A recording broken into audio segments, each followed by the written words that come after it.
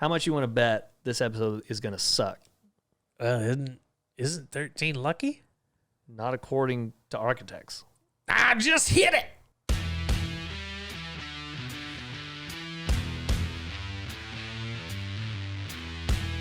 Well, hey out there, all you normal human beings, witches and warlocks, saints and sinners, ghosts and ghouls, and even you secret lizard Illuminati folks.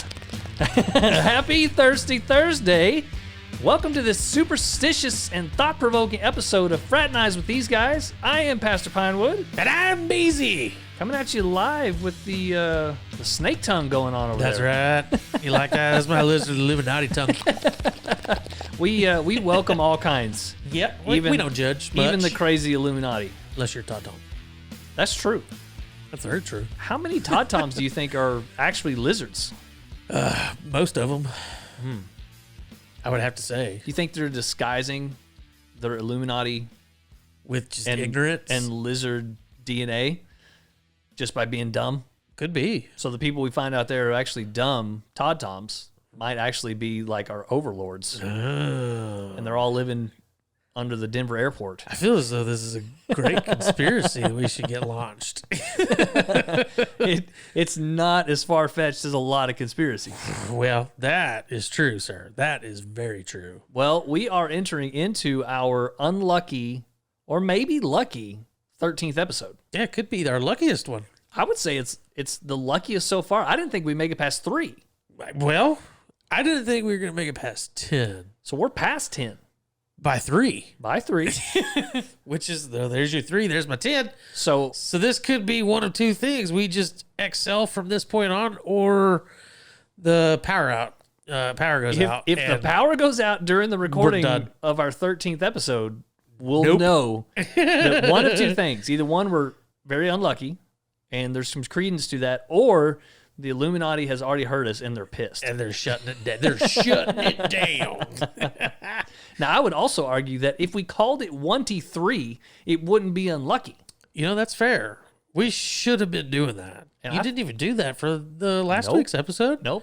We didn't even call it the 1T2. We had 1T0, 1T1, 1T2, and now 1T3. 1T3. And we've only mentioned it like one time. I know. You're killing me, Smalls. I feel like we really missed an opportunity to anger people with that. Well, like I feel like we could have done more work to make people upset. We need to really hack some folks off. So unlucky episode, or possibly lucky episode, we don't know.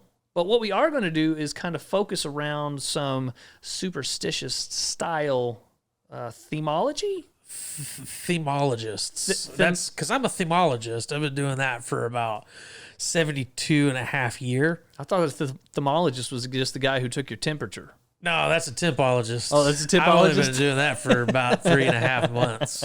If you listen to the other podcast, you'd hear my story about the analologist. Whoa. Yes, which is, it's not a real thing, but it definitely sounds like it could be something. An analologist. So yeah, he's the one that goes back and studies the annals of history. That's right. And it's pronounced annals. Which is where the confusion comes in. That will happen. So I was in high school. We were reading a passage, and there's 3 instances of this word analogous that come up, and this kid's reading it out loud, and every time he reads the word, he pronounces it analologist. And to this day, I don't know if he was being sarcastic or not, but he just bros through it like that was analologist, bro. Everybody knows that. So now I can't read that word or come across it without thinking of analologist. That's beautiful. Yeah, fantastic. So if you had to bet right now, what percentage of our listeners think that 13 is in fact an unlucky number? Ooh, well, if you take the average of 5 listeners, I would say we're probably looking at a 33.33 repeating. Of course. Nice mathematizing. Well, I tried. Well, I'll tell you something. I am not feeling unlucky. I've got me a wonderful cigar that I bought, by the way, at Jay's Cigar Shop in Childress, Texas. There you go, buddy. Yeah. Hey, we're making that sponsorship ring. Yeah. And if you're ever down there through Childress, you should stop in and tell him we said hello. We tagged him in a Facebook post a couple weeks ago, so you can go back and find that. Jeff's a good guy. Really helped us. Well, he didn't help me out. He gave me a cigar cutter, though. Yeah. That counts. By the way, I need to see that. Ching Ching.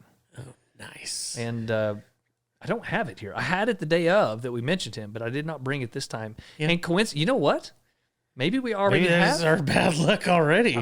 We have 2 instances of bad luck with the cigar. Number 1, I don't have that cutter, and number 2, I didn't bring a lighter, so we had to light our cigars with your freaking handheld welder you got back here. Butane torch. And at first I was like, "Oh, it's like a butane lighter." It is not. No, that's a welding torch. It's at one slip, and you're not smoking a cigar. No, you're going to the hospital. You're visiting the hospital. Probably going to be getting your temperature taken by the analologist. The analologist is definitely coming to visit. Faux show. No, I did.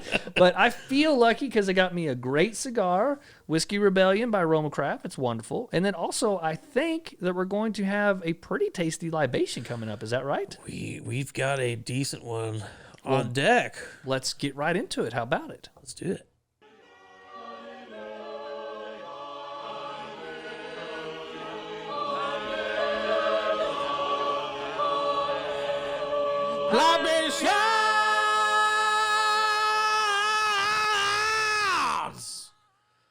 Libations Library. Yeah, buddy. Well, as always, Mr. Beasy usually fills us in with the information. What are we partaking in? So the beverage of choice today comes from Independence Brewing Company out of Austin, Texas.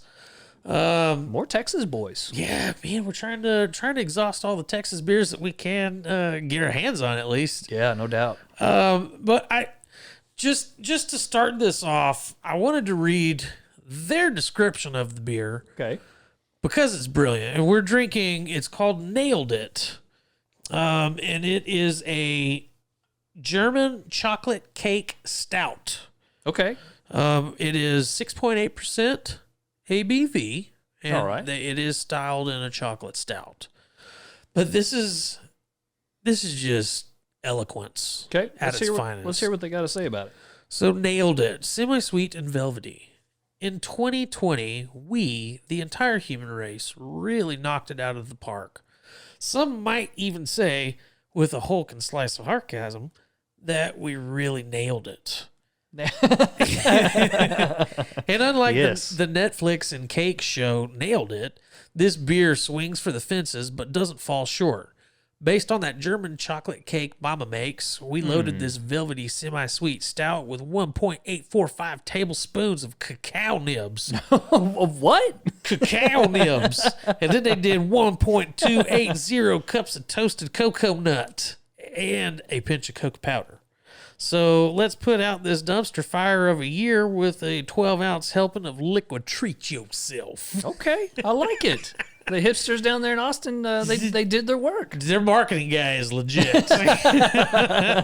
He's a wordsmith. He's not messing around at all. I figure most of the time we'll do a pretty good rendition, but that one was just too good to pass up. I hope the beer lives up to the review. Me too, because it's got a solid descriptor. Yeah, it does. Yeah, it does. So, well, are you ready? Let's crack her. All right, go right at it.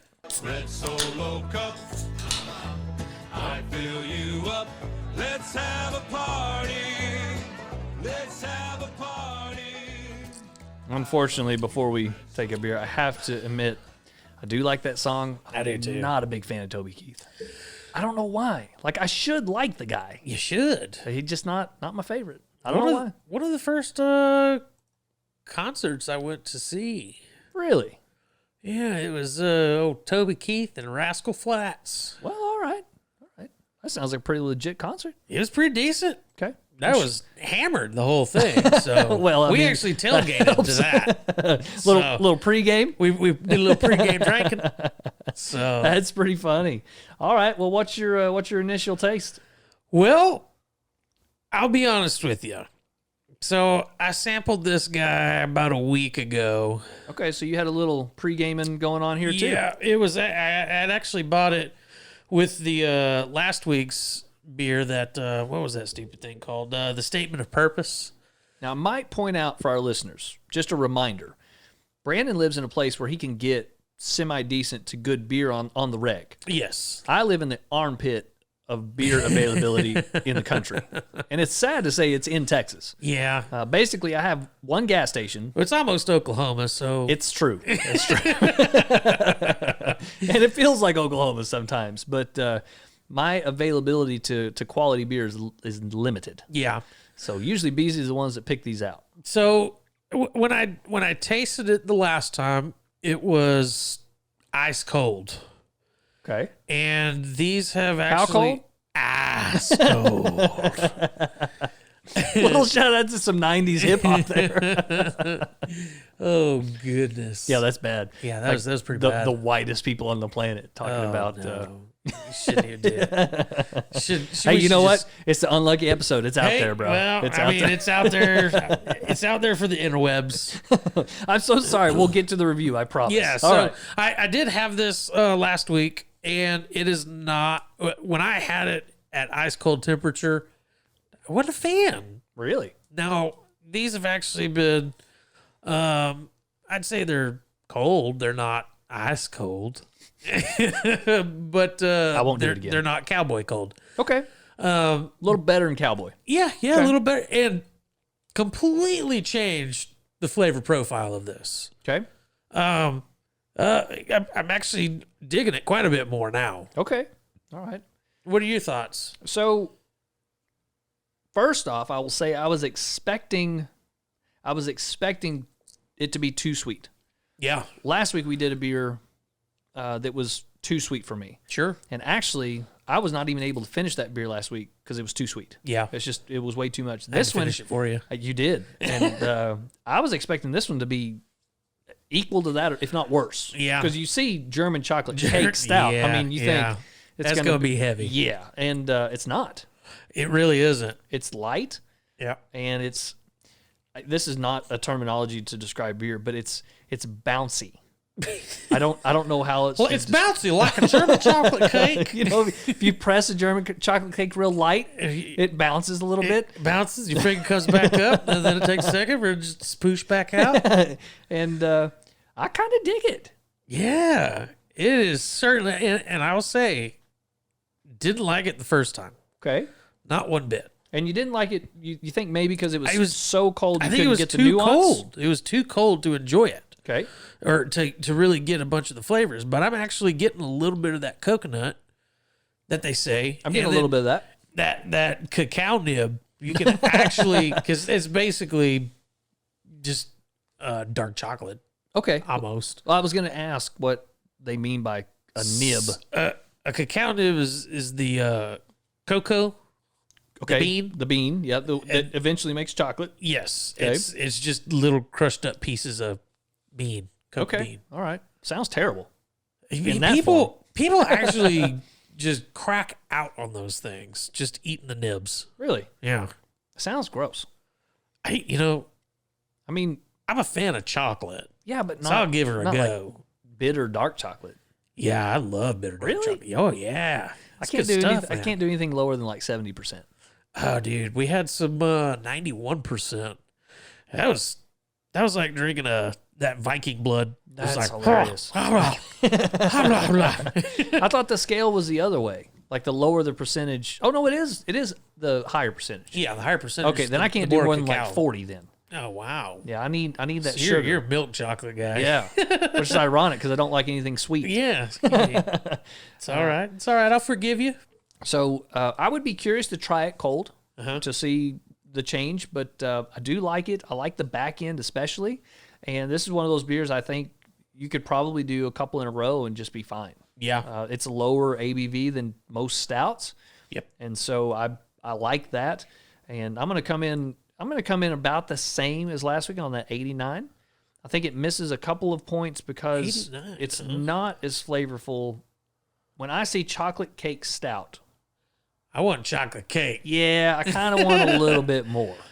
I can see that. I can see that. That's honestly why I'm gonna go. Like, had we rated this last week when I had it, probably gonna be a 72. Dang, way down there. It was down there. But having it at this temperature and actually being able to get some of those flavors, I'm going 85, man. Okay, so a little bit lower than mine, and I think from last week, I kind of have a flip mentality. Last week, the initial taste was really good, but it wasn't drinkable long term.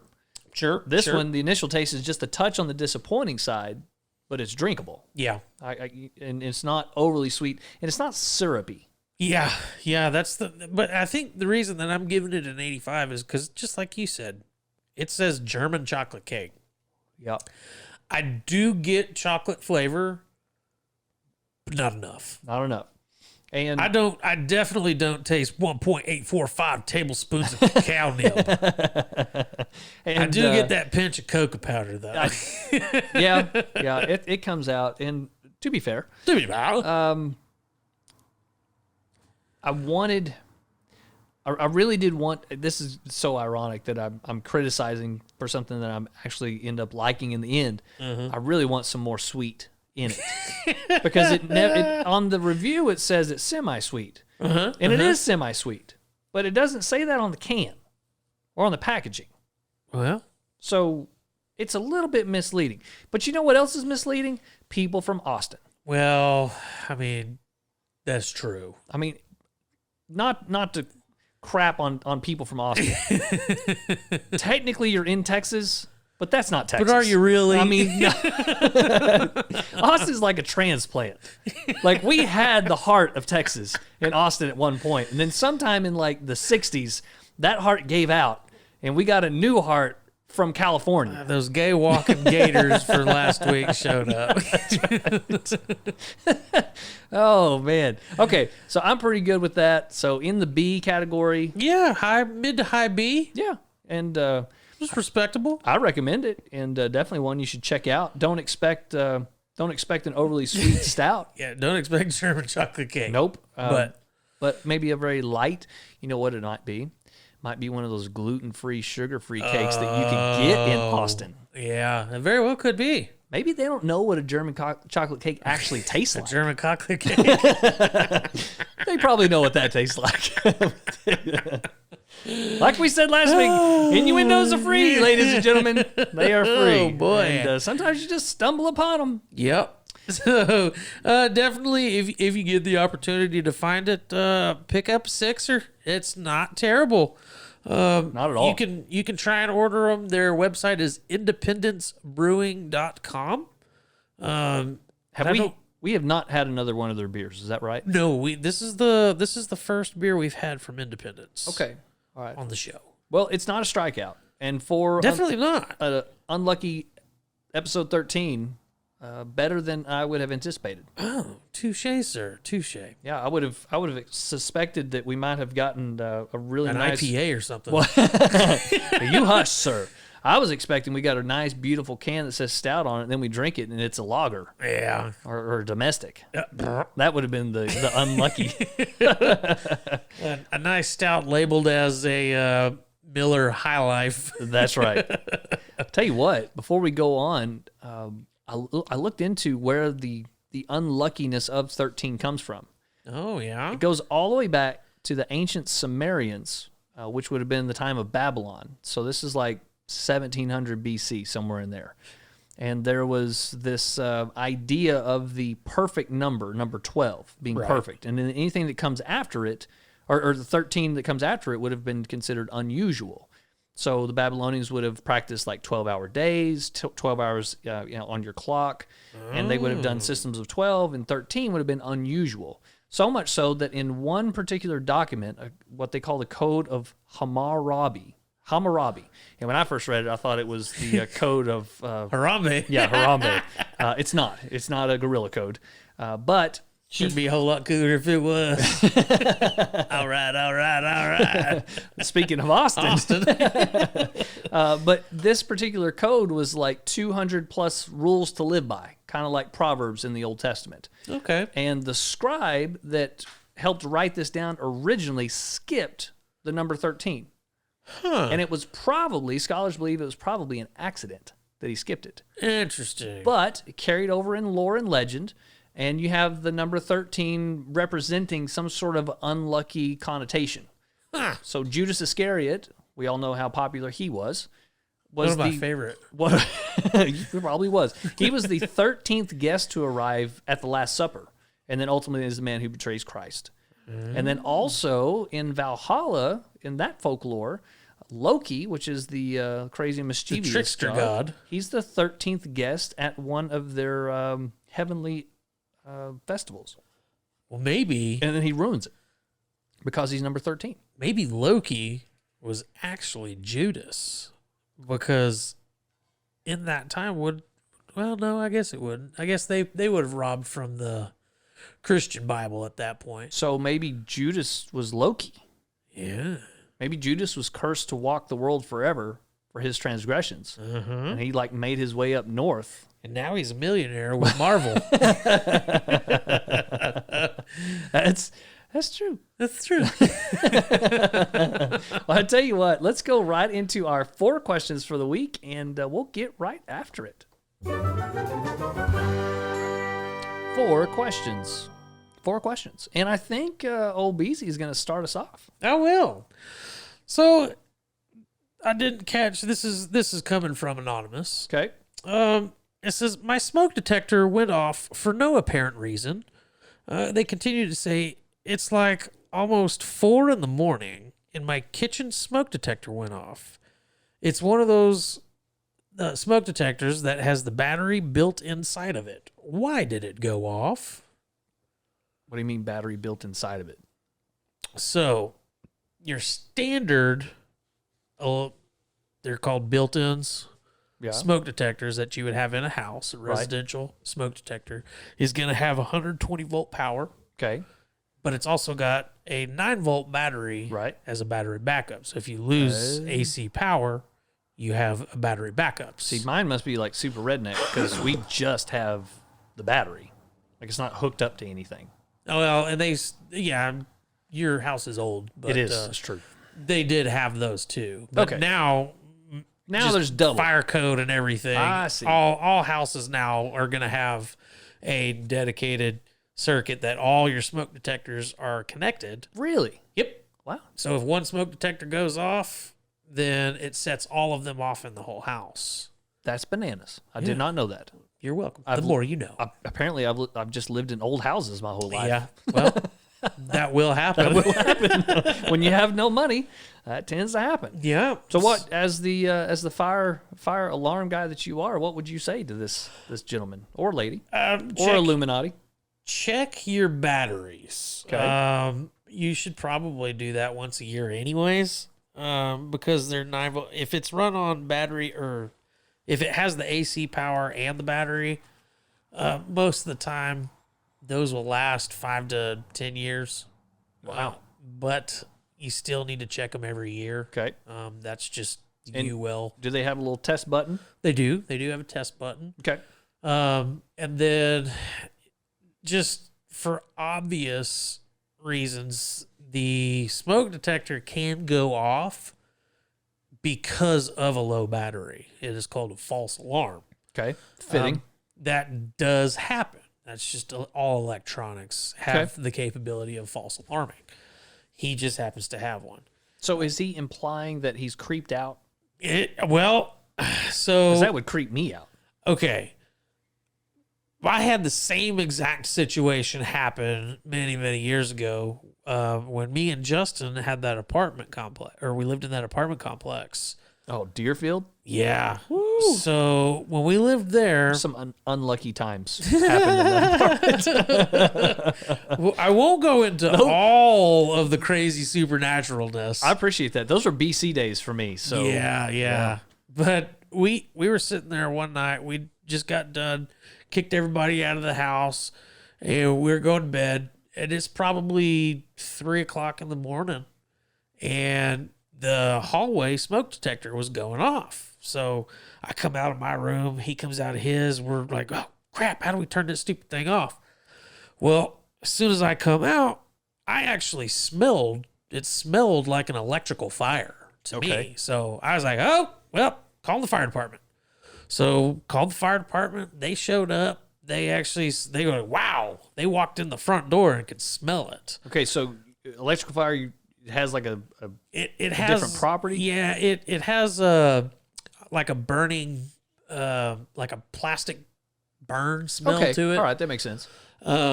But the fire department, when they walked in, they smelled it too. So they started scanning the little infrared scanners, scanned the walls, scanned the ceiling, scanned the floors, and couldn't find any heat signatures. Weird. And they're like, wow, that's kind of weird. But, I mean, there's nothing going on. So we don't know what to tell you. So they showed up, they scanned everything, they're like, good luck. Yeah, basically. Go back to sleep. So me and Cheek just, I think we popped on a movie. We sat on the couch and we just watched the movie and did not sleep that night. Interesting. There was a bunch of wildness that happened later on that evening too. So crazy. It's a little spooky. Yeah. We'll save that one for another episode, probably Halloween episode. Okay. All right. Hopefully we'll still be around by then. Well, I mean, we will. I mean, if the listeners are that's on them. Well, if this is the unlucky 13. We may not even make it through this particular podcast. Well, that's true. We could get electrified like right now. We got a smoke detector right here that just went off. We could even have the godly electrification to strike us down. He's just finally tired of it. Well, Either that or Loki's playing. Well, no, didn't even think about that. We invoked the name. Maybe that's what the problem was with the smoke detector. Loki done snuck in there and hit that test button. He's like, these you yahoos. Pretending they're from Valhalla. I'll show them Valhalla. Okay. All right. So check your batteries. Check your batteries. Okay. You should probably do that yearly anyways. PSA. The more you know. And knowing is half the battle. Go, Joe. We definitely should have had some of those things queued up. Yeah. All right, question number 2. Me to you. Okay. So not a thank you because we talked about it a little bit. Yep. But this is not one we stole from anybody. This is just a question I'm going to throw out there. And I would love to hear from our audience as well. And you can comment. You can write us an email. We'll give all those things later on in the episode. Check out our website, blah, blah, blah. We've said it many times before. Yep. Have you ever held an item as superstitious? Held an item as superstitious. Yeah, like a good luck something or another. Like a creepy rabbit's foot. So back in my musications days. Okay. So we're talking some years. Yeah. I had my lucky mouthpiece for my trumpet. And it's the one that I ended up, it was given to me. Okay. And that's how I was able to get all the way to state. Yeah, you did. And crushed it. Yeah, 5A state. 5A, 4th best trumpet player in the state of Texas. Heck yeah, it's a good feeling. Yeah, it was. And then the next year, I had it, and then we got to college, and somebody had stole it out of my... dang. Yeah, they stole it out of my case. Wow. So then I got kicked out of college, so it all correlates. You went from being the 4th best trumpet player in the state of Texas to not playing the trumpet. Yep, pretty much. I still have it. You still got it? Oh, yeah, it's in the closet. That's funny, man. Yeah. So you think maybe getting the old unlucky mouthpiece stolen was unlucky? It was just a downhill spiral. I guess I said that wrong. The lucky mouthpiece getting stolen was unlucky. Was unlucky. Uh-huh. Oh, for sure. It doomed you. It did. Wow. My college career. Now, a little throwback to a few episodes ago. Beer. Well, the beer will happen. That will happen. I told somebody not too long ago, I went to college and I majored in beer and girls, and I failed girls and passed beer. Yep. I aced beer, man. Oh, yeah. So you might say that losing that was unlucky, and therefore you haven't played since then. Have you played since then? Man, I'd say every 3 to 4 years, I'll break the trumpet out, play for about 15, 20 minutes, blow my chops, and then I'll stick it back in the case. Well, that was fun. I'll be like, yep, I still remember it. Hey, you know what? you picking up your trumpet's kind of like everybody else replacing the batteries in their smoke detectors. Well, that's true. Once a year, you get that thing out. Get that thing out once a year, and then check the batteries. Check the trumpet batteries. And then you realize once a year that you don't have your lucky mouthpiece. Yep. So, I mean, I'm still good, but. And just a really quick story. Brandon's so good that one time we had an audition, and it was a big audition in college. Yeah. And most people, they get their audition music like a month before. At least 3 weeks. And I think it's longer than that. Yeah, it was a month. It's usually a month, and you practice, and then you have the audition day. And then once that happens, then they select you for the top band. Now, in our university here in Texas, even though it was a small school, pretty respected. Yeah, And very good for music. Dynamite players. Sure. And old Beezy, me and him had this pact. We were neck deep into a game called Morrowind. And so we would go get cheeseburgers, Izmir Stingers, play Morrowind, and listen to Tenacious D for hours and hours and hours. And all the while failing our classes. Yep. And we decided that we were going to take a pact, and we were not going to do that because it was going to eat into our Morrowind time. We were going to sight read. We were going to sight read our audition music. So literally the night before, Beezy's like, I'm going to go look at it. Maybe we should at least open this packet up and see this music. That's right. So I am in no way the same league as a musician. And I was like, nope, it ain't gonna happen. That ship has long sailed. I'm in the squiggly diggly line of the ships. There's no way that I'm gonna be able to do that. So I was like, nope, I'm just gonna sit here and play the game. And Beezy went to the practice room, and the next day you got what, second chair? Yep. Yeah. The whole trumpet studio had been practicing for a month. A month, yeah. And you almost beat every one of them. Yeah. Yeah. I think I did. Did you beat old David? Oh, yeah. Well, it was Cantu. Oh, it was. That's right. I think that I beat him. Man, but it was one of those deals they weren't going to let a freshman That's right. beat the senior upperclassman. So they had to send you second chair. Little politics in play, maybe. Yeah, you know it. At least we'll call it that. I mean, that's what I'm going to say, and I'm sticking to it. So pretty impressive. And then unlucky mouthpiece stolen, and then no more. And then game over. Game over, man. Game over. Oh, that's classic. All right, what's question number 3? Oh, man. So this one's going to have a little bit of a story behind it. Okay. But the question is, will I ever get over the fear of flying? No. The answer is no. Most people, when they have a holiday planned, they think about their lovely holiday. When I think about a holiday, I think about the plane. How I'm going to get over, how I'm going to overcome it, how I'm going to handle it, the fear that comes with it, and sleepless nights. The takeoff is the worst. I have at least 3 large glasses of wine before I board. I know flying is the safest means of transport, but when, oh goodness gracious, that beer is Beer creeping up? I just told catching me. I told you it was bouncy. It is quite bouncy. Oh, goodness. It says, I know flying is the safest means of transport, but even when someone I know arrives back from holiday, I always think, wow, they survived.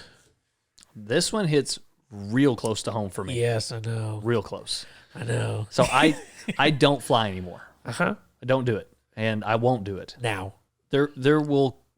There is a very, very small set of circumstances that would prompt me to get on a plane. Uh-huh. Like Joe Rogan would have to call us and say, I need you here tomorrow. yeah, we're going to put you on the podcast and you need to be here like tonight. Because he lives not too far from us drive-wise. Right. He's one of those Austin folks now. Yeah. And from California, so it fits. It definitely fits. It really fits. But I won't fly. And almost to the point of refusing to ever fly. And so my holidays are taken within a 500-mile radius of my house. Where you can drive to. Because I can pretty much knock out 500 miles and not sweat it too much. And this person says that it's the safest way to travel. That may be true. However, they're not in charge of that safest means of travel. And, yeah, well, technically, if you get hit by a drunk driver, that's true. Are you in charge? It's true. At the very least, I'm behind the wheel. At the very least. Well, you don't have to worry about drunk pilots. Well, maybe. Or do you? Or do you? It's a whole new set of circumstances. This is true.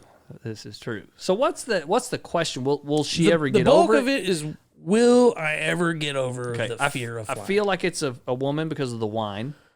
Well, yeah. I could be wrong about that, but I'm pretty safe. I feel pretty safe about saying it's a woman. I think it's safe to say. And I would go so far as to say, no, you're never going to get over it. There might be some things that you can do to mitigate that fear, but it's probably always going to be an issue. Drugs. We talking about like 3 balloons drugs? I mean, you take a little balloon of cocaine, slap that puppy in there, do some jumping jacks, let it blow open. Woo, son.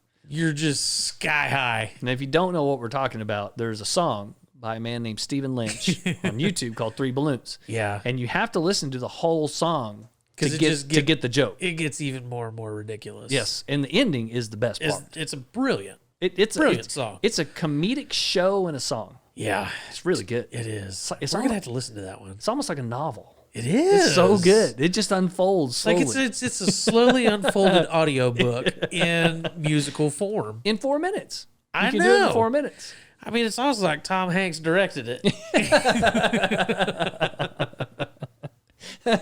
Written by Quentin Tarantino, narrated by Robin Williams. It's really good. So I don't think so. At least I have not gotten to that point. I've gone so far as to, I spoke with a lady who had luck with a hypnotist. Really? Getting over her fear of flying. And it's a lady I actually respect. I know her, respect her. She's not a wackadoo. And that was a legit concern in her life. Did the and it actually took, huh? That's what she claims. Interesting. She takes a motion sickness thing, whatever that pill is. Airborne? Nope. No. Drama something or another. Dramamine? Yeah. She takes one of those, and then she does the little whatever practice ritual that this guy helped her develop. And you know what she does? Is she recites the 13th code of Harambe. The old 13th code of Harambe. I don't think I'll ever get over it, but maybe there's something out there. Go see a hypnotist. You can give it a shot. Sorry, Good. I had to get some water. It's all right. It happens. Parched.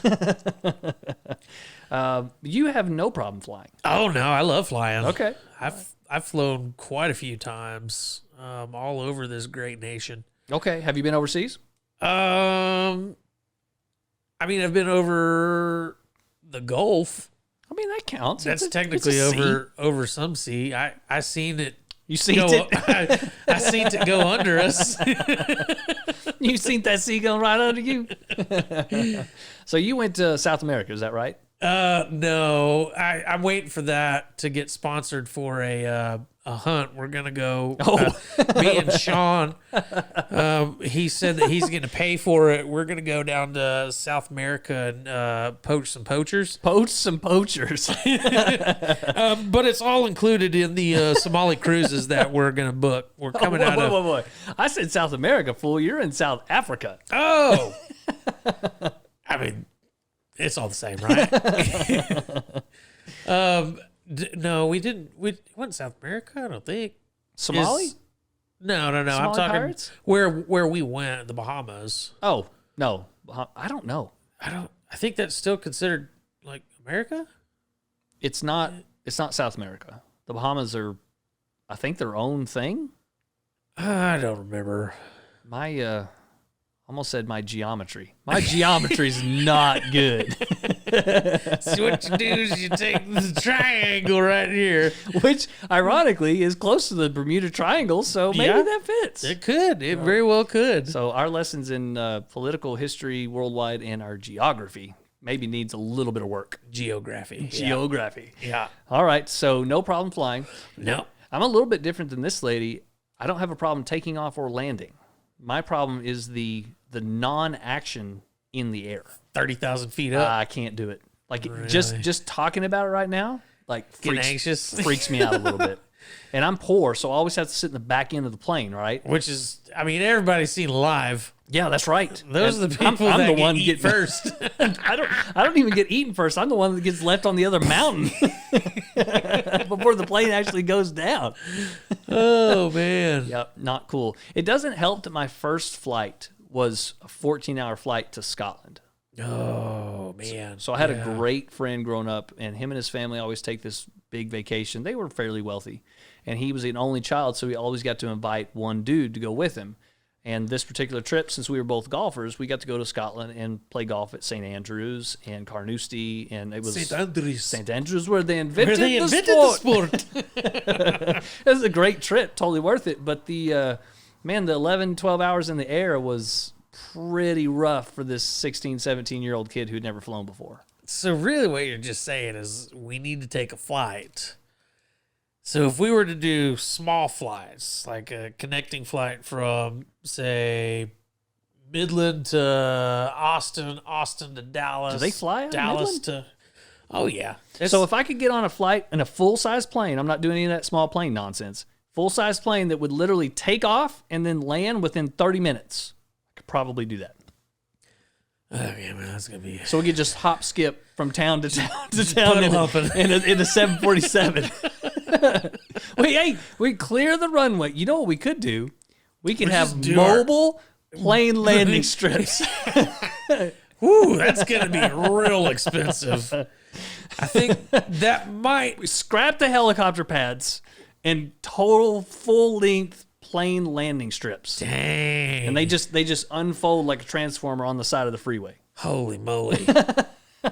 You're going to need like 72 of those stacked side by side just to give you enough room. Worth it for me. I don't know who's paying for it, but I'll pay my $99 a ticket.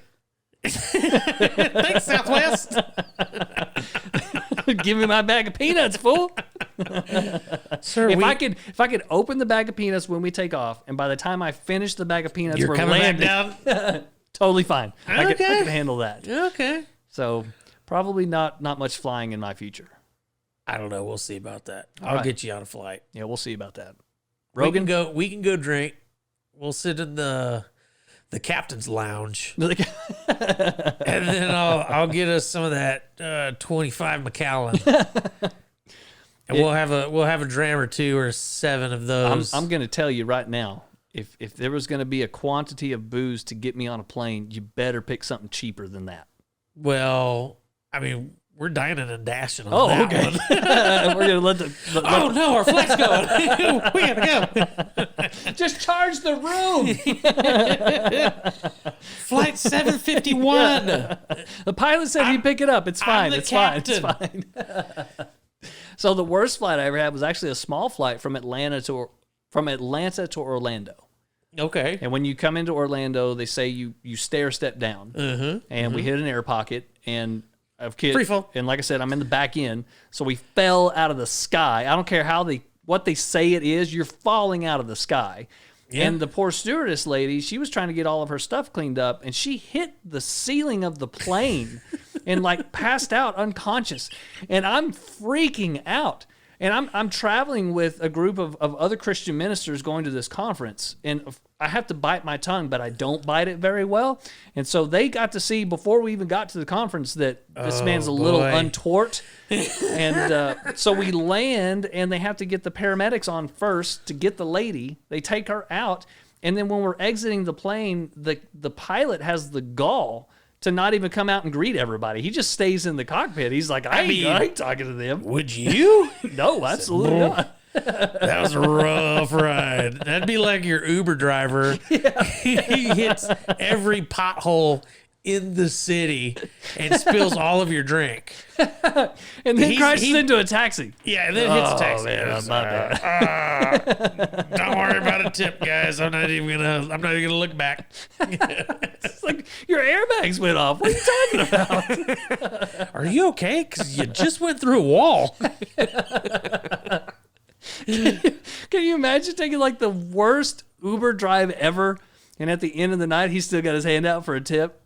Like it's literally the worst Uber drive. Oh, that's brilliant. He's driving one of those little bitty like compact clown shoe cars. Yep. And he like pinballs himself off of every car in the street.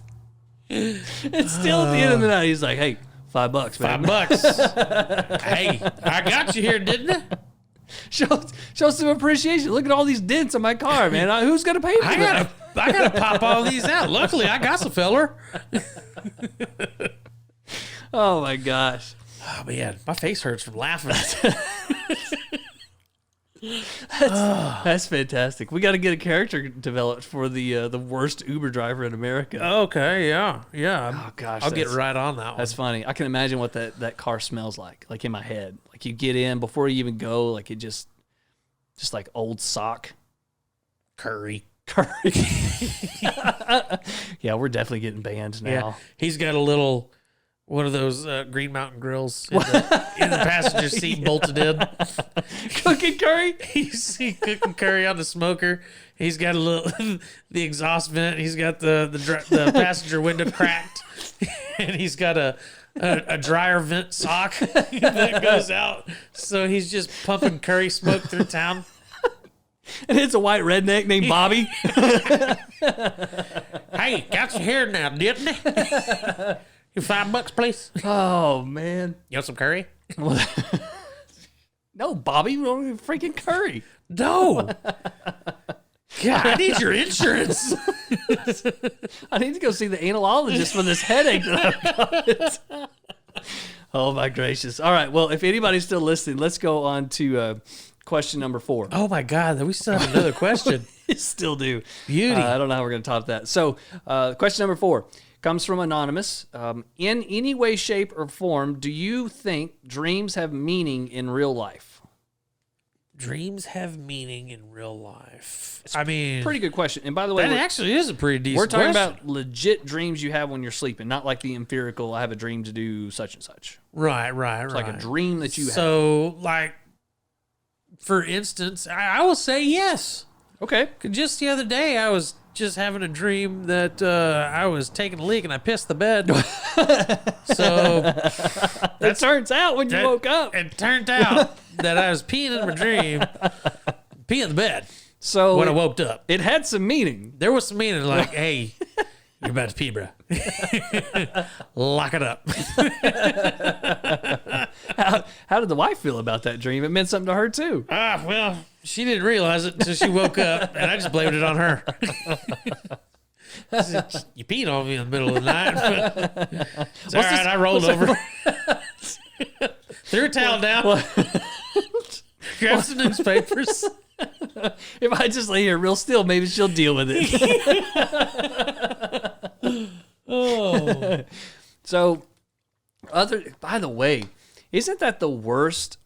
Like, I'm not a bedwetter, Yeah. but I have wet the bed before. It's been Sure. a bit, thankfully. Sure, You know, it's sure. been a couple of weeks. I mean, I haven't done it. I haven't Well, done good it a for lot. you. But isn't that the worst feeling when you're in a dream and that happens, and then you wake up and you're like, Oh, God. oh, come on. God. And then What you- am I, 10? What am I going to tell my wife? She's going to have some sheets to clean. Peeling an orange and got all sweaty. All right, truth be told, have you wet the bed since you've been married? No, not that I can recall. Wow. I mean, I probably had one or too many libations. Well, I peed in the corner. what? Yeah, that was an interesting night. You peed in the corner of your house? Yeah, it was actually I didn't even do it in my house. What? No, it wasn't even in the corner. I pulled out the at the entertainment center. I pulled out one of the drawers that had movies. Was about to unleash the beast, and apparently I'd rustled around enough that I'd woke the wife up. And she goes, "What the hell are you doing?" Oh no. It's like, huh? So in your Unfamiliar place. stupor, like this wasn't a sober thing. Oh no, Okay. no, definitely not. All right. So we're talking a couple sheets to the wind, Sure. and in your mind, you were in the right spot. Well, in my mind, I was still at my house. I was still in your house. I was in the right location, but I don't know why I pulled the drawer. I don't know. I was drunk. So we don't advocate drunkenness here. Obviously, we enjoy a beer on occasion, but we're kind of past those days. Yes, And that was a while ago. that's been a bit. And I I think both of us have. I don't have quite a story like that. I do have a story about a friend of both of ours, and I won't say the name. I already know whose it was. And this guy spent the night at a girl's house, and not in a romantic way. Just he crashed there one night. Okay. And had a little much. Mm-hmm. And she woke up in the middle of the night to this dude standing right beside her bed in her room, just going to town on the floor. Like right in the middle of her bedroom. Just peeing. And like European. like going at it. And he finished, zipped up, and then went back on the couch and got to sleep. Beautiful. Yeah. You're going to tell me after who that was. It's a great story, and I'm sure he listens to this podcast. Even better. I think if he ever listens to this, he probably never will again. But he's a good buddy of ours. And, well, pretty good story. Good buddy of ours. We love you. I'm glad you were able to get on this. You should leave us a message. Oh, my Lanta. Okay, so back to the question. Other than the pee-pee thing, do you think dreams have any meaning in real life? Like, is there any kind of superstitious meaning that maybe some of those things have? Well, I don't personally recall dreams. Okay. Like, there may be 3 or 4. Maybe I can count on my hand how many dreams I've had in my lifetime that I recall the day after. Okay. I just, for whatever reason, I don't know if I just don't sleep deep enough. Yeah. Or I sleep too deep. Because I hit the pillow about 10 minutes. I'm done. Dude, I am so jealous of that. Yeah, so the wife is too. Man, I've never been able to go to sleep like that ever in my whole life. Yeah. I'm super jealous. And I can do that sober. That's crazy. Yeah. My wife doesn't drink, like hardly at all. Right. And she does that. Yeah. My wife could fall asleep on a ladder at noon. I've done that. Yeah, that makes me so angry because it takes me, if I do everything perfect at night, perfect. Like I don't eat past 5 o'clock or 6 o'clock. I don't have any liquids. Everything's perfect. I quit watching television or looking at my phone. I read a book and I lay down. It takes me at least an hour Gross. to fall asleep. Yeah, it's crazy. Ugh. Yep. And usually if I do happen to fall asleep quickly, like within 20 minutes, I'll wake up within the next hour and then I can't get back to sleep. Huh. It's bananas. That's crazy. You should go see a hypnotist. I thought about it. Fix me, bro. Come on, bro. This is a problem. I need some sleeps. Oh, my gracious. I don't personally think that dreams necessarily have future meaning. I do think that our dreams are grappling with our sense and perception of our current situations. Okay. So whether they're past situations, whether circumstances that have happened to us, I do think our dreams are trying to make mental sense of that. And, we don't know much about dreams. Like even people who study it, there's a whole bunch of stuff we don't know. Yeah, I know. So I'm not wading I'm in into that field. Oh, you're in that field too? Yeah. For 10 years. Dang, man, a long time. Pioneered it. You're just scratching the old surface. Yeah, I just they can't use me as a subject because I don't remember any of them. So you're the one hooking up those electrodes. Yeah, oh yeah. So you're the analologist. I am the analologist. That's kind of what I think and believe. I'm kind of with you. I don't remember a lot of my dreams, but I do have some recurring ones. Oh, Like I have 2 specific recurring dreams that are terrifying, and nice. maybe from childhood. I don't know. Both of them have to do with tornadoes. Oh, interesting. And I'm not scared of tornadoes. Like, they don't bother me. I grew up in the Panhandle. I grew up in Tornado Alley, and we dealt with them growing up. But for whatever reason, the 2 recurring dreams that I have both have to do with my dad and tornadoes. Huh. So you can read into that whatever you will. One time, I'm not kidding, when I was 10 years old, I was in the backyard, and our backyard faces the northeast when I was growing up. And it's a pretty good-sized lot. It's about double what yours is. Okay. And Dad had a push mower, and double your lot's about a third of an acre, maybe a little bit more. It is far too much to Substantial use to be used as a push mower. So I'm out there, I'm mowing, and I see a funnel cloud begin to form. Now, Okay. It never touched the ground, but it starts to form. And Dad came outside, and the wind was picking up, and he looked at it, and I had stopped mowing, and he said, "Keep going." And he made me keep mowing when there's a funnel cloud in our vision. It ain't even touched down yet. He said That ain't gonna touch. I told it not to. You got some mowings to do. He said, if it's not raining, you're mowing. I was like, all right. So I finished mowing. Fair the grass. It never did rain. I was praying for rain, man. Yeah, well, I'm sure. Don't let that tornado get me, but if you could send some rain, that'd be great. I'll even take a tornado right now. Oh, man. Good 4 questions. How about we go into a little bit of Thank You Blinders? Let's do it.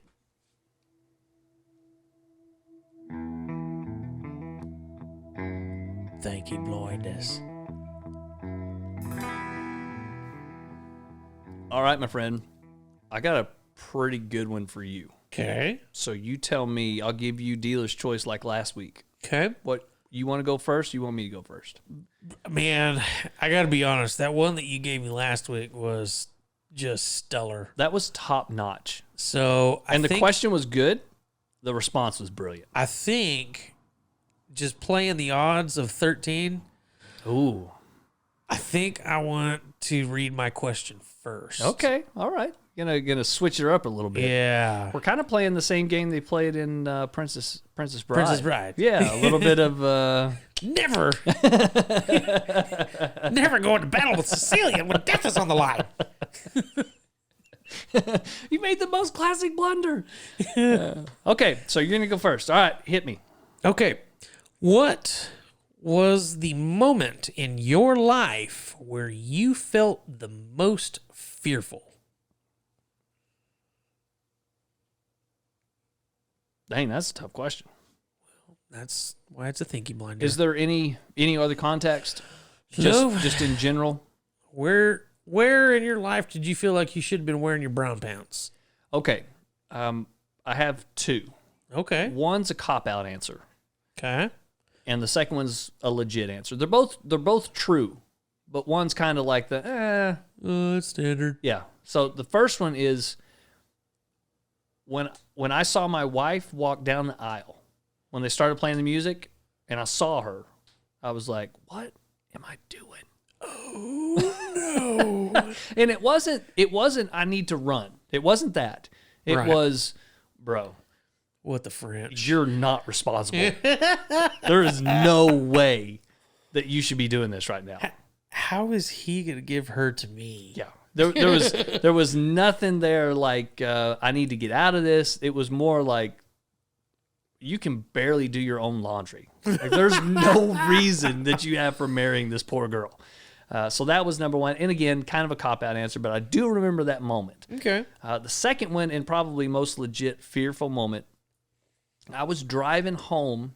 I was in college, and I worked at Barnes & Noble with old Buffalo Head. The old buffalo head. All right. So we had a friend of ours, and man, we got to take our hats off because he's no longer with us, Rest in unfortunately. peace. Rest in peace. So Brent, a good guy, and I worked for him, and also I hung out with him a whole bunch. He was a cool guy. He was Native American, so his last name was Buffalo Head. Legitimately buffalo head. And we gave him all kinds of crap about it, but a really good guy. And I had literally, so this was December the 23rd. We were just about to break for Christmas at the shop at Barnes & Noble. Okay. And they weren't going to be open Christmas Eve or Christmas Day. And so we were driving home, and I had just gotten a brand new S10 pickup. I'd had it for 2 days. We're driving home, and there was an ice storm. And I was coming up on the freeway on Hollywood, where that movie theater is. So I was coming up to the freeway, and we hit some ice, and we ended up being perpendicular to the freeway. Oh boy. So we spun, and I was completely sideways in both lanes of the freeway.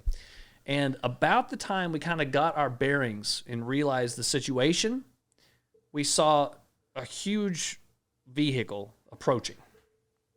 It turns out it was an Excursion, which is this huge, going about 60. Oh, goodness gracious. He couldn't stop. I couldn't move. I hit the gas trying to push the pickup forward, and it just spun and spun. And I remember telling Brent, I said, brace yourself or something like that. And the only thing I really remember is it was super loud. And the problem that made it so scary is we saw the whole thing coming. There's no getting out of it. It's just going to happen. I remember it being super loud. It was 6 degrees that night. Ooh. Okay, so the aftermath happens. He hits us, spins the truck around. He actually hit us right on the rear axle. So he hit the tire straight on. If he would have hit the cab, it'd have been all over. Yeah. For both of us, probably. Oh, For sure, Brent, and probably me as well. But he hit the tire. That saved us.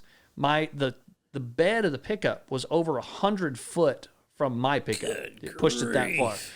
So we're sitting in the cab, and after that, you're just reeling from that. Uh-huh. And I remember thinking, God, it's freaking cold. And so I looked at Brent and I said, bro, roll up your window. And Brent had knocked the window out with his head. He had knocked the passenger window out with his forehead, and it was broke out. And he just goes, I can't, bro. I broke it. I'm sorry, man. I've been meaning to tell you. I just didn't know how to bring this up. It's just conversation, but I broke your window. And all right. And then so that was the scariest part. And it was terrifying. The hindsight, we had picked up beer.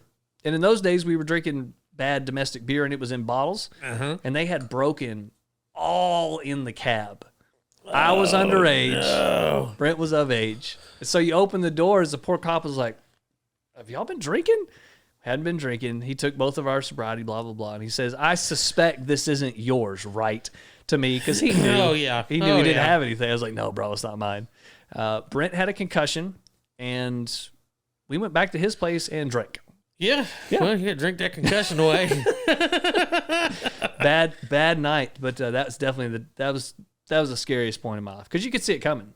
Sure. Like I was pretty sure we weren't going to get out of that one. Whew. Yeah. That's a hairy one right there, Yeah. bud. Yeah. Grace of God. Yeah. All that good stuff. What about you? Hamina Natros and Singulatus and Nomedes Patres and Spiritus Sanctus. You went across 2 times, bro. 2 times. Ah, well. I don't do that anymore. So, and I won't go into too much detail on it now because I really want to save this story for a later date. Okay. But the very first year we went fishing and I caught that Oh, man. stupid rainbow. That is probably the most fearful I've been in my life. That was a crazy Because I thought I was going to die. Yep. 2 to, well, 2 to 3 foot of water. It was about a foot of water where I finally got back up and running. Yeah, you're totally right, bro. We got to save that story. Yeah. Yeah.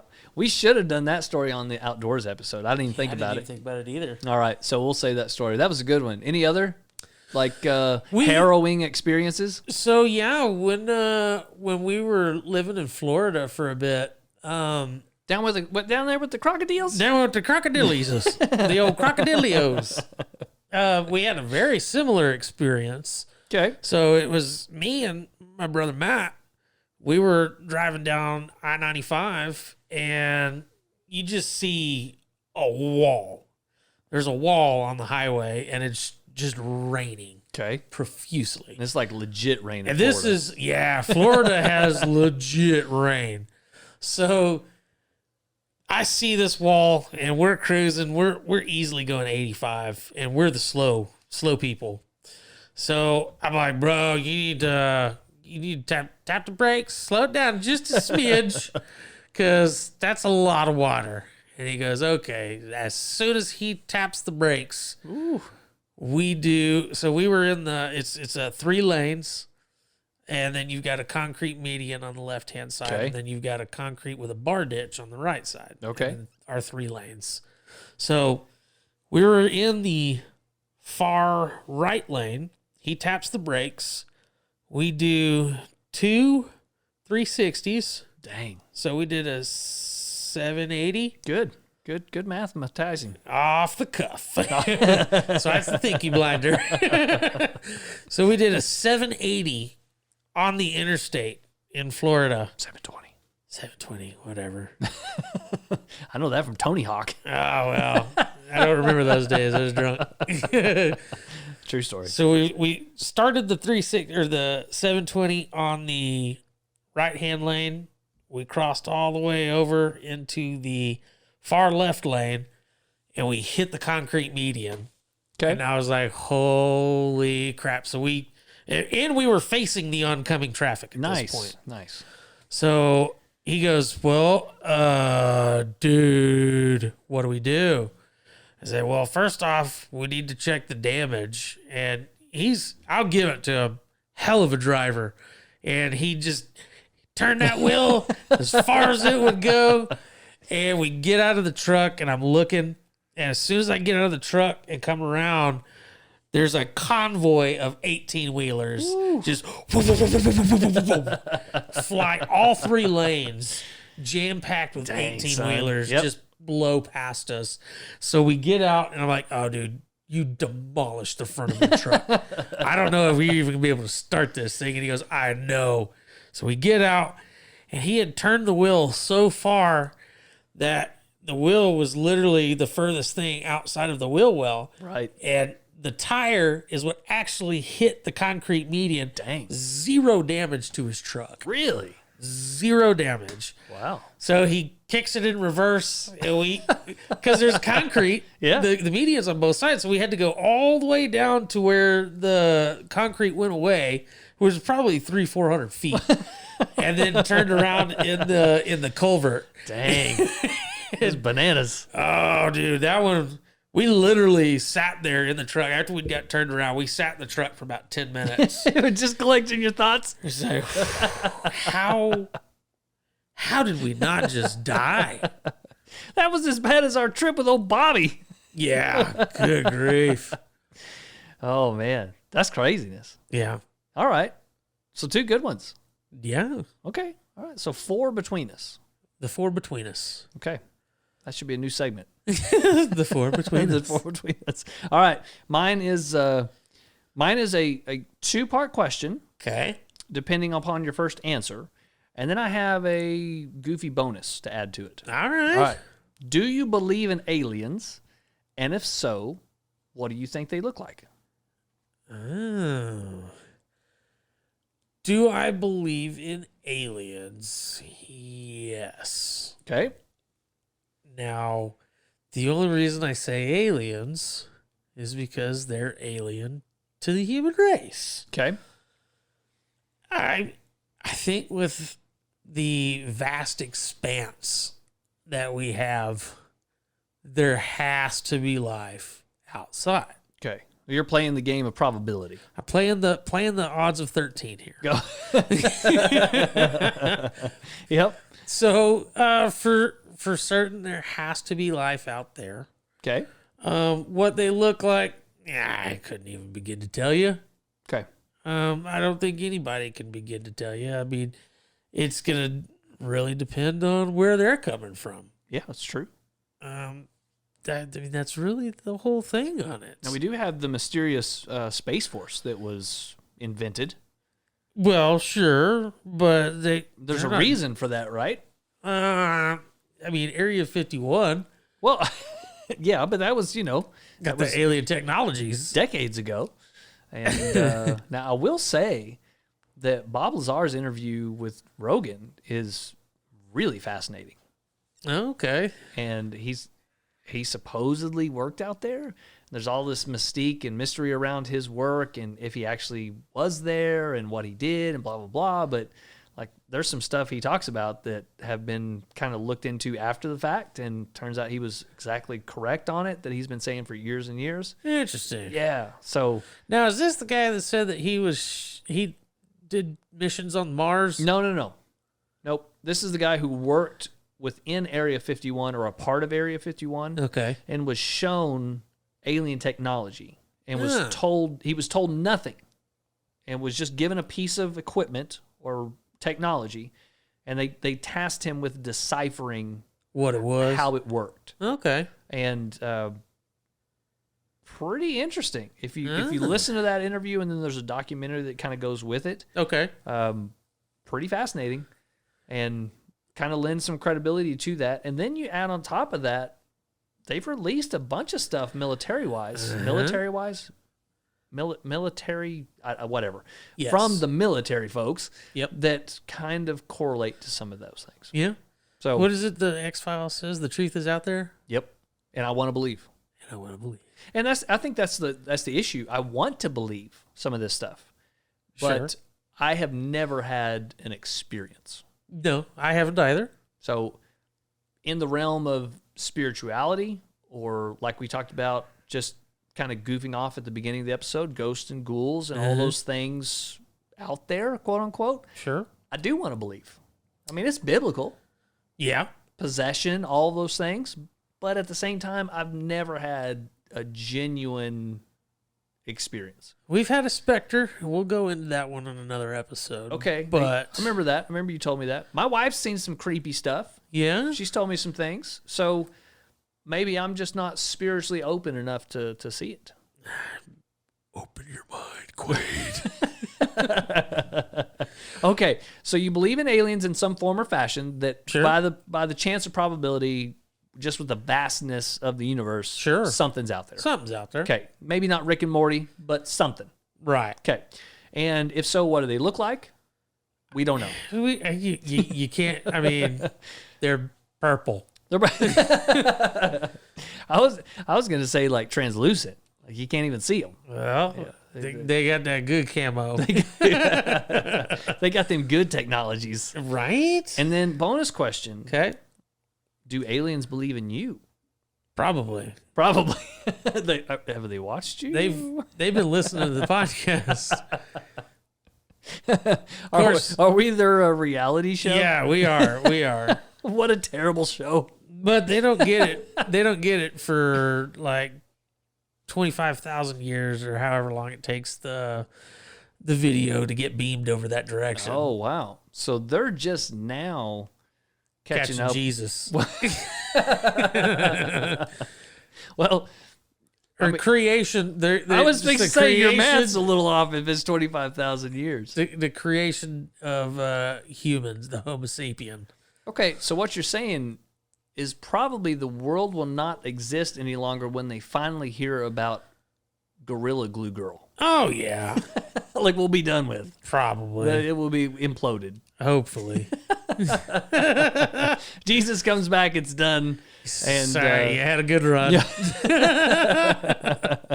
Loki's got to go out and find him a new planet. It's like, I gave you all this. What did you guys do? He ruined it. All right, that's pretty good. Well, that will lead us into Good Thank You Blinders, by the way. Yeah, thoroughly enjoyed I liked that it. one. And keeping with the theme of the Unlucky 13, we're going to bring back a segment that we've only done once and might do some more in the future that we like. Little low Reverend Reflections. Yeah.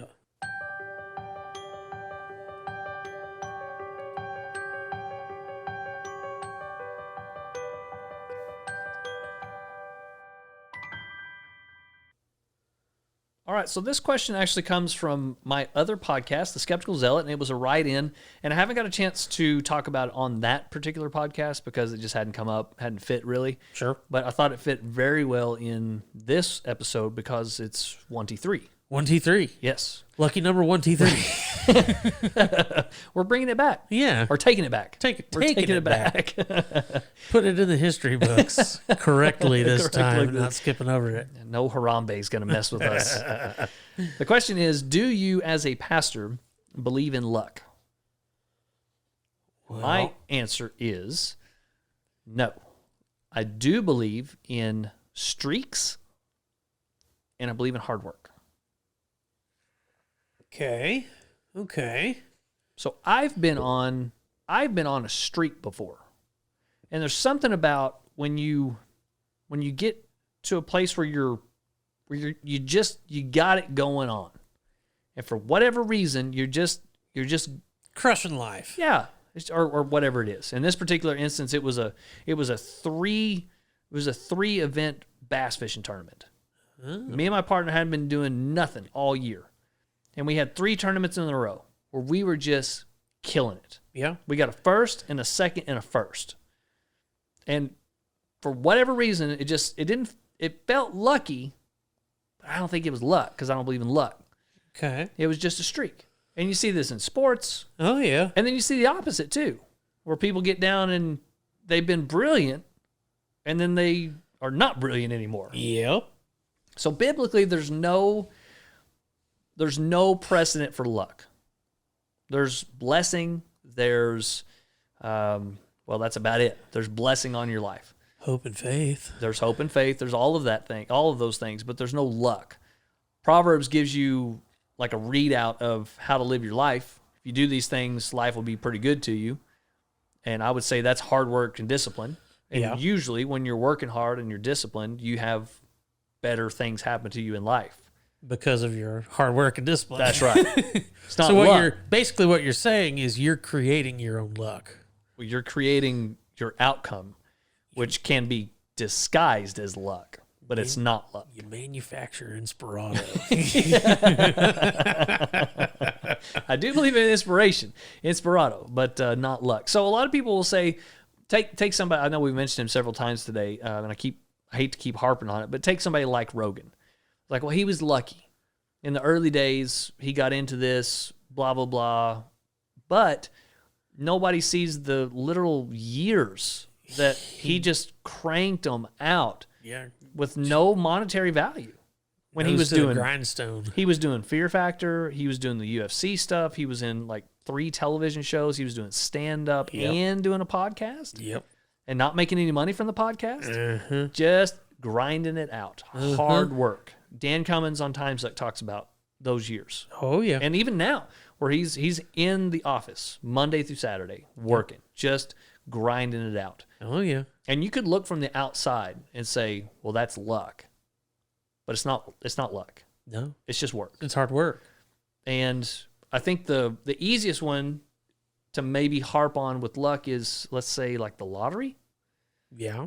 And I don't know why I said that like a Valley girl. A Valley girl? But I did. I like it.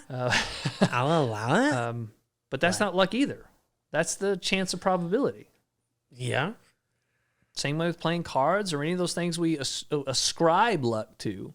It's not literally luck. It's the reality of whatever situation it is. So, to play devil's advocate in Reverend Reflections. Okay. Which is your role. What about unluck? Being unlucky. You mean like smited? Like cursed? Maybe that's what it would be. Well, you take the guy that's been struck by lightning 3 times in his life. He's still living. I would call that lucky. Died in a car wreck. Oh, he died in a car wreck. Was he driving with Bubba? It may have been. Or Bobby. Not Bubba. Oh, Bobby. Oh, Bobby. He was cooking too much curry. He actually killed somebody this time. Not bad luck. I would say circumstance, not bad luck. So unlucky circumstances. I wouldn't even say unlucky circumstance, just circumstance. It just, stuff happens. Life happens. Life gotcha. Yeah. Now, I will say, and again, Reverend Reflections, I have to look at it biblically to answer. Fair. There are curses, biblically speaking. And especially in the Old Testament, we see where God will curse people.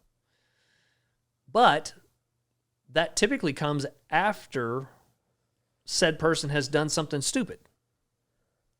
You know, Lot's wife wasn't cursed into a pillar of salt for nothing. She disobeyed. So she looked back. Don't look back. I told her not to look back. I done told her. She done did it. So no, I don't see luck either good or bad. I think it's just circumstance. I just want to pat myself on the back for knowing that one.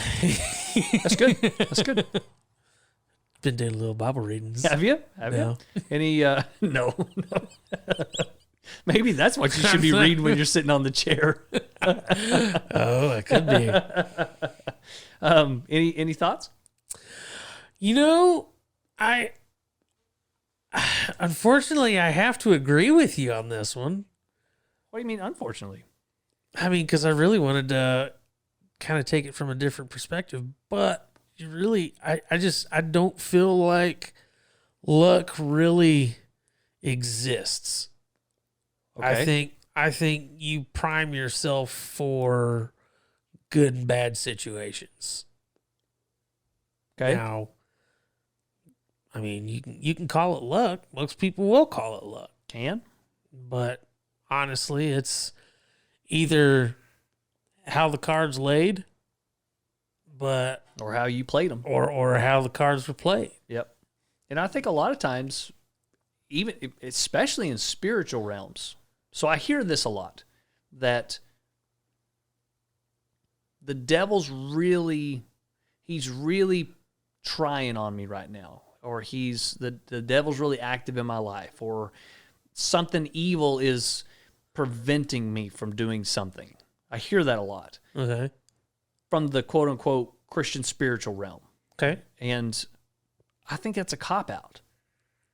I think a lot of times it's not because there's a devil or a demon under every rock, it's because we're stupid. And sometimes when we behave stupidly, we suffer the consequences of that, and we just ascribe it to the devil. The devil just been hitting that fire water, and he been making me drink it. He been making me drink it. That devil, I tell you what, he's got a hell of a drinking problem. and it just rolls over to me. Right over to me. And, you know, I just got to say, the devil got me. Yeah, and the devil got me. He's tying on my heartstrings right now. And I'm not appreciating of it. I do hear I'm under a spiritual attack. A spiritual attack? Sure. Like, okay. Oh, man, I'm having a rough time, man. The devil's really fighting me. It's like, no, bro, you've been to the bar 6 times this week. Like, you spent your paycheck. Like that will do it. That's not the devil. That's you. Yeah. You did that. Yeah. And I think luck's the same way. Sometimes stuff happens to us in life, or we're stupid and we do stupid things, and we're like, oh, it's just an unlucky streak. Yep. Hey, bro, you're living on the street. Mm-hmm. You lost your wife. It's like a sad country song. Right? You lost your house, you lost your wife, lost your dog and your truck. It's not because you're unlucky. You're just an idiot. You just keep playing the cards wrong, bro. You're making some bad mistakes. Yeah. So I do not believe in luck. I do not believe in the cosmos or the horoscopes or anything like that. And a lot of times we just make our own pile, and we're like a baby sitting in a dirty diaper.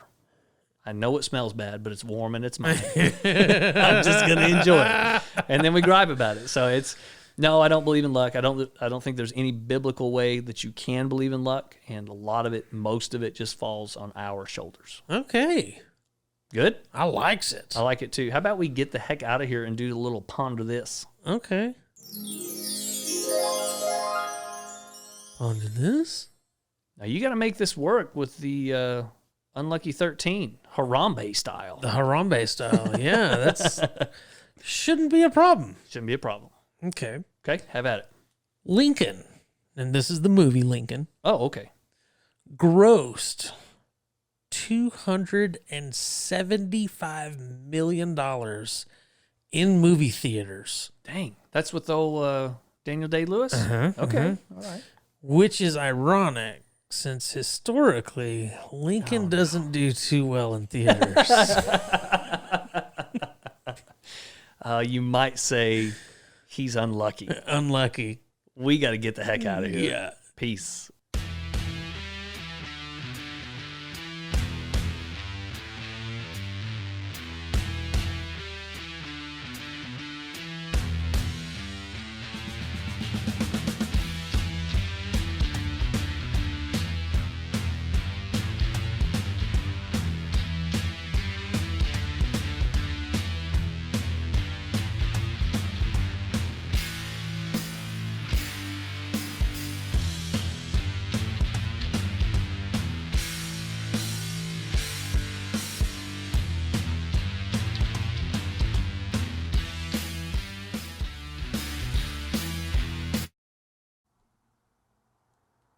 What the heck was that?